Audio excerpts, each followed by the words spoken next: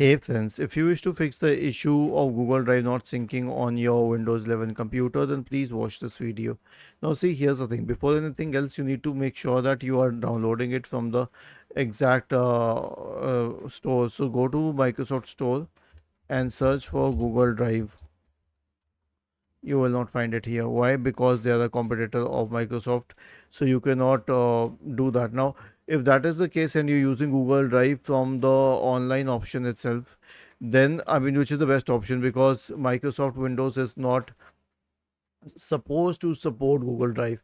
The next one is to check for the internet connection. So go to fast.com and hit enter. Check the internet connection.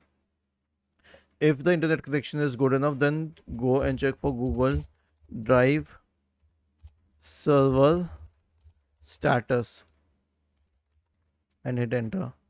Now it says that the Google Drive status shows that there are no incidents as of present, and it shows all in green. Okay.